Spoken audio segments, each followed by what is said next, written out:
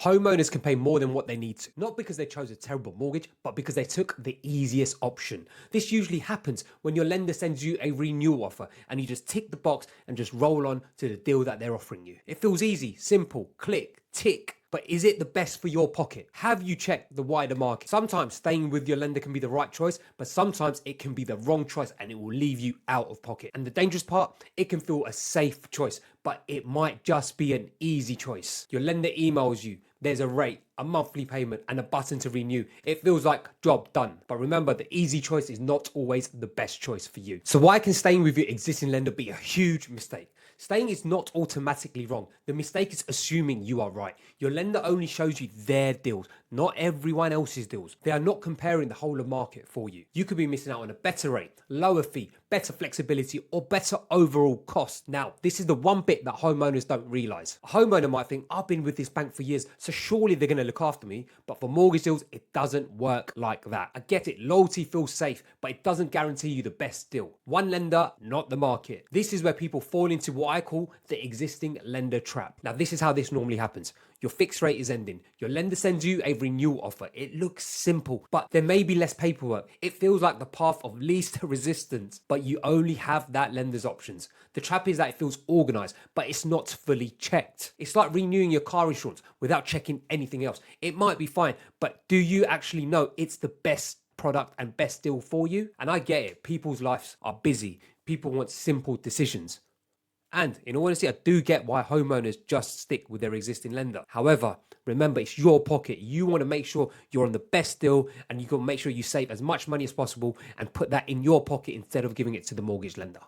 And I get it. Staying feels sensible. It feels familiar, quick, less paperwork, less hassle. No need to start from scratch. You already know the lender. If you're busy with work, family, kids, life, it feels tempting. The one thing I want to say is convenience can feel like good advice, but it isn't always the best option. If you have work, if you've got kids, if you've got bills, everything else going on, clicking on the renew button seems like a very safe option, seems very easy, but it's not always the best, as I said, for your pocket. People want their mortgage sorted quick, fast and efficient. But this is the important bit. Easy does not always mean the best for you. Easy does not mean cheapest. Easy does not mean suitable. Easy does not mean flexible. Easy does not mean it's the best full cost for you. Easy doesn't always mean easy. Mortgages are big numbers, so the easy decision can actually become expensive. This is where expensive assumptions happen.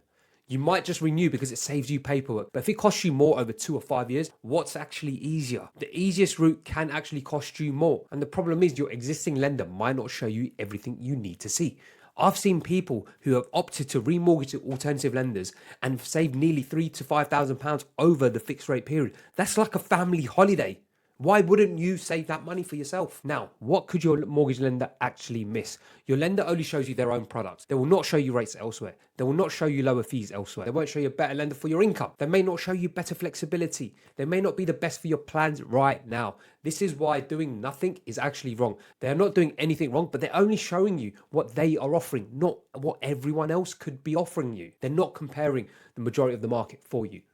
Things change. Your income could have changed. You might now be self-employed. You might want to borrow more for home improvements. Maybe your plans are different now. Another lender might actually be a better fit for you. So think, what else could be out there that you've not actually seen? That said, I don't want this to just sound like you should never stay with your existing lender, but at least explore your options to know what is the best out there for you. Here's some examples on why staying can actually make sense. Staying can be right. Your current lender may have a strong deal. You may want speed. You may want less paperwork. You may want to avoid legal work. Your circumstances may have changed. A full remortgage may be harder. Staying with your lender could be the cleanest route for you. This is why the answer is not always to move lenders, but to assess your options properly. If your income has dropped, your credit file has changed, or you just need a quick product transfer, staying with your current lender might actually make complete sense. That's balanced advice, not anti-bank advice. But sometimes moving lender opens up better options for you. Another lender may offer you a better rate, a lower overall cost, lower product fee, better affordability, better overpayment rules, better fixed rate choice, better fit for your future plans. Moving lender is not about making life difficult. It's about simply giving you better options. The point here is not that moving is always going to be better for you. It's just about you should know what your options are. Compare before you decide. This is why loyalty can be a dangerous assumption. And like the loyalty mistake, a lot of people assume loyalty is rewarded. It's not. You could have been with the same bank for years. They think that your bank's automatically going to give you the best deal that no one else is going to give you. But fortunately, mortgages just don't work like that. Your lender may not be bad, but they may not be the best. Loyalty should not replace comparison. Remember, being loyal does not guarantee you the best mortgage deal. You could be with your lender for 5 or 10 years or even 15, who knows, right? But the renewal product isn't automatically the best option for you today that they're offering you. Don't pay more just because you feel comfortable. Loyalty does not guarantee the best. So before you accept anything, here's what I'd actually check.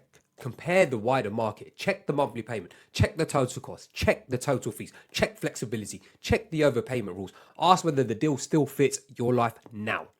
The answer may still be the same, but at least it's a proper decision with all the research done correctly. You're not trying to overcomplicate it. You're just trying to make sure you're not choosing blindly. The best result could be with your current lender, but now you know it was the right decision, not just the easiest one. Control. You're making the decision properly rather than guessing. So, my final lesson to you is simple. Staying with your current lender can be right. Moving lender can be right.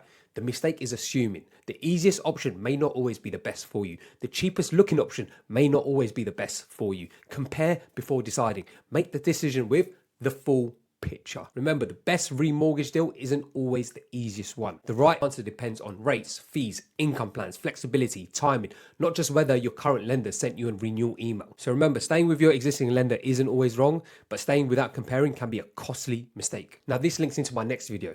Before your remortgage ends, this is a big mistake people make. It can leave them with fewer options, and it often happens before they even compare properly. In this next video, I'll explain the biggest mistake people make when their fixed rate deal is due to end and why it can leave you with fewer options before you even realize.